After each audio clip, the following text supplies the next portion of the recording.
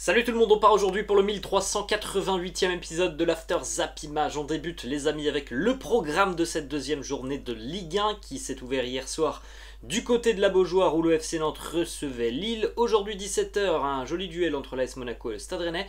21h, le premier match à domicile pour le Paris Saint-Germain au Parc des Princes face à Montpellier. Cette journée se poursuivra demain et se clôturera d'ailleurs avec le déplacement de l'OM du côté de Brest. Vous pouvez jeter un petit coup d'œil aussi les amis au programme de la troisième journée de Ligue 2, match à 15h, Guingamp face au Paris FC, à noter à 19h, Bordeaux qui recevra Niort, Bastia, Grenoble, Dijon-Caen, Le Havre, Pau, Metz-Valenciennes, Nîmes, Rodez, Sochaux, Amiens ou encore Quevilly face à la S Saint-Étienne. On prend la direction cette fois-ci de l'Italie, reprise de la Serie A aussi ce week-end en Italie.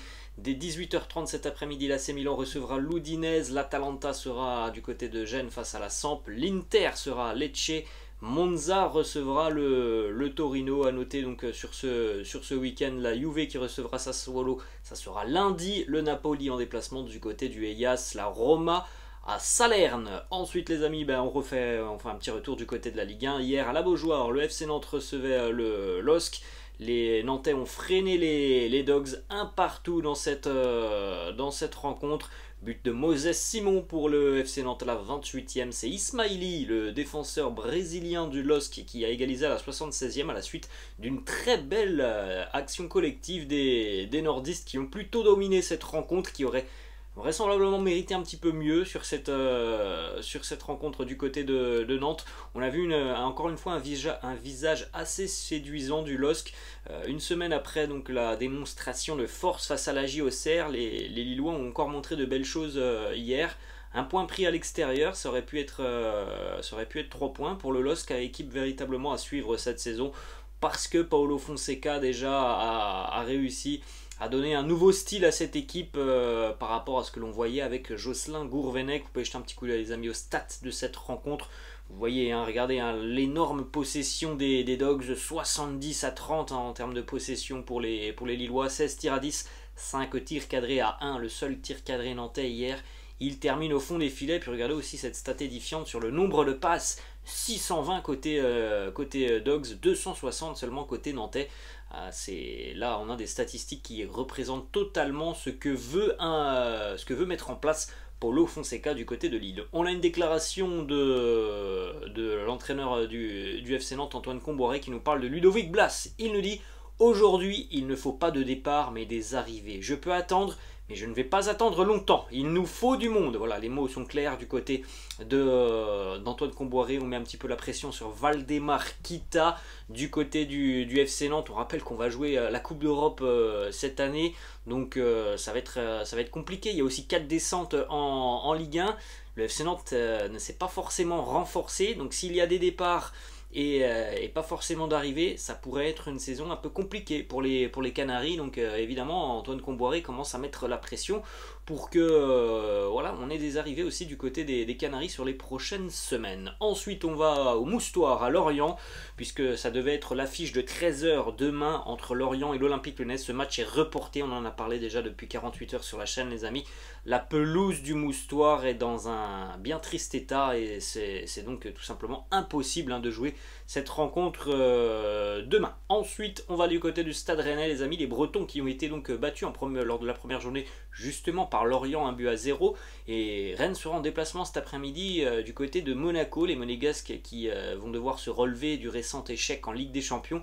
Et Bruno Genesio, lui, il veut que ses joueurs se remettent la tête à l'endroit après la désillusion de la première journée. Il nous dit: c'est bien que cet accident nous arrive dès la première journée pour nous remettre les idées à l'endroit. Donc ça peut être un joli duel cet après-midi du côté de Louis II. Ensuite on va à Marseille. Igor Tudor en conférence de presse hier a annoncé que Alexis Sanchez devrait faire partie de l'effectif pour le déplacement dimanche à Brest. Ensuite on verra comment l'utiliser et à quel poste il pourra jouer. Donc Alexis Sanchez qui n'aura au final que 3 ou 4 jours dans les jambes et 2-3 séances d'entraînement avec l'OM, il sera tout de même du déplacement demain à Brest. On jette un coup d'œil, les amis, au groupe du Paris Saint-Germain pour la réception du Montpellier Hérault ce soir au Parc des Princes. Vous pouvez faire un petit arrêt sur image pour découvrir tout ça, les amis. On a la présence de toutes les recrues, tout simplement, du côté du PSG. Renato Sanchez, par exemple, hein, est présent. Hugo Ekitike aussi est présent. On souligne évidemment que les indésirables ne sont pas là, comme Mauro Icardi. Vous pouvez jeter un petit coup d'œil aussi, les amis, à la composition d'équipe probable du PSG pour affronter Montpellier. On devrait donc retrouver évidemment la défense à 3, Kimpembe, Marquinhos, Ramos ou Mukiele, avoir les choix de Christophe Galtier, de Donnarumma évidemment dans les buts, on l'a pas dit. Au milieu de terrain, Verratti, Vitinha en piston, Nuno Mendes, Hakimi, et puis donc le trio tant attendu en attaque, Messi en 10, Mbappé et Neymar. On continue, les amis, du côté du Paris Saint-Germain, donc avec une information qui concerne Mauro Icardi. On le sait depuis quelques jours maintenant, Mauro Icardi est écarté du groupe. Il évolue donc avec les indésirables, les lofters.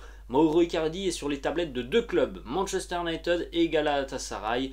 À l'heure actuelle, son agent et épouse, Vanda Nara, a été contacté par les deux clubs.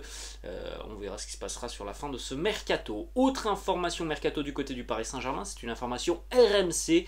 Selon les infos donc de RMC, le PSG s'accroche à la piste Raphaël Leao. C'est le profil idéal de Luis Campos. Le joueur est très cher et l'opération est financièrement très compliquée.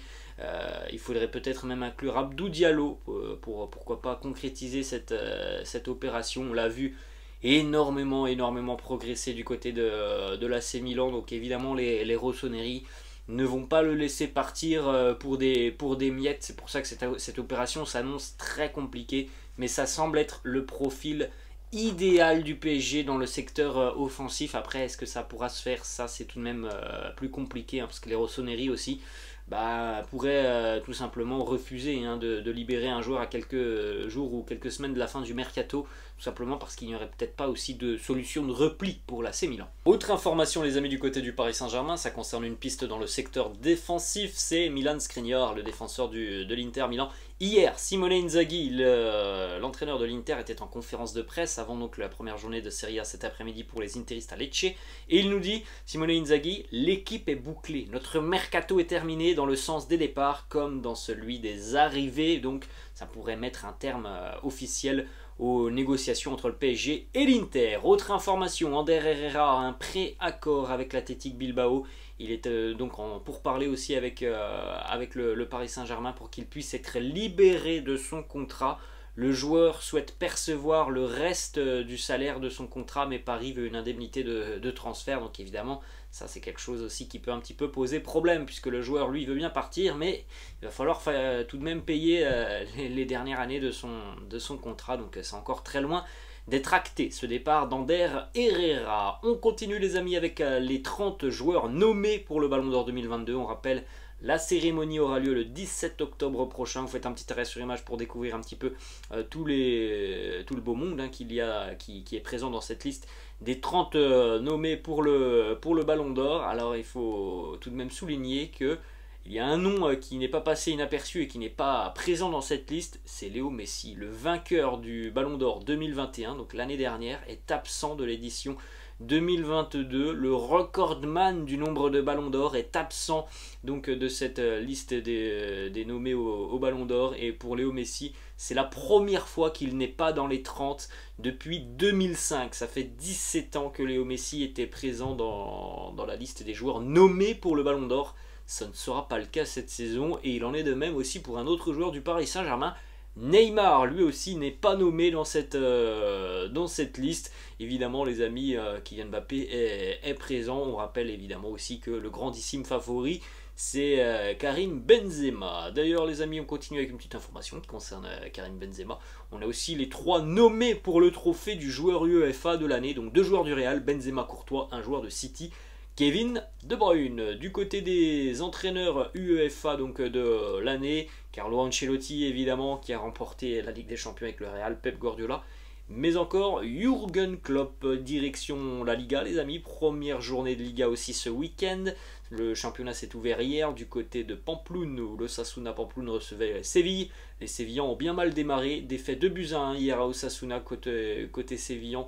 C'est Rafa Mir qui a marqué à la 11e minute, mais voilà, c'est une équipe qui à l'heure actuelle manque de qualité. Il y a eu des départs qui n'ont pas forcément été comblés du côté de Séville. Donc voilà, à l'heure actuelle, cette équipe sévillane me semble moins solide que celle de l'année dernière. Bon, il reste encore quelques semaines pour se renforcer.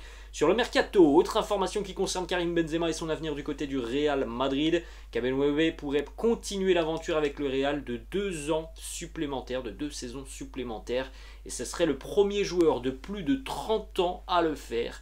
Jamais un joueur du Real Madrid n'a été prolongé pour 2 saisons supplémentaires après ses 30 ans. Mais le message, c'est que Karim est unique et que s'il y a bien un joueur qui peut avoir une prolongation de 2 ans au Real, c'est lui. Ensuite, on continue les amis avec une petite déclat de Casemiro sur la signature de Tchouaméni. Il nous dit: je n'étais pas sous pression après la signature de Tchouaméni. Tout le monde connaît ma personnalité et ma fidélité au club. Je suis toujours le même, je travaille de la même manière tous les jours. Je donne tout pendant 90 minutes. On va du côté de Barcelone, les amis. La très bonne nouvelle pour le Barça. Alors premièrement, on résume un petit peu ce qui s'est passé hier sur cette journée de vendredi. Le Barça a activé ce vendredi son 4e levier économique. Le club a donc cédé de nouveau 24,5% de Barça Studio à la société Orpheus Media pour un montant de 100 millions d'euros. Donc ça, ce sont des sommes qui arrivent tout de suite du côté de Barcelone. La vente évidemment c'est quelque chose sur le long terme, mais voilà, il y a 100 millions qui arrivent tout de suite. Donc après sur le long terme on verra ce qui se passera dans un an ou deux du côté du Barça, mais à l'heure actuelle voilà, il y a de l'argent. Donc ça a permis hier aux Catalans d'enregistrer quasiment toutes leurs recrues. Il n'y a qu'une seule recrue à l'heure actuelle du côté du Barça qui n'est pas enregistrée, c'est le français Jules Koundé, mais pas d'inquiétude, normalement ça devrait se faire la semaine prochaine. Donc évidemment Jules Koundé ne jouera pas ce soir face au Rayo Vallecano, mais par contre on pourrait avoir évidemment Lewandowski, Christensen, Kessié, Rafinha, bref toutes les recrues catalanes devraient pouvoir être utilisées ce soir face au Rayo Vallecano. Plusieurs déclats de Xavi. Premièrement, il nous parle de Frenkie de Jong. Il nous dit: il est important pour moi.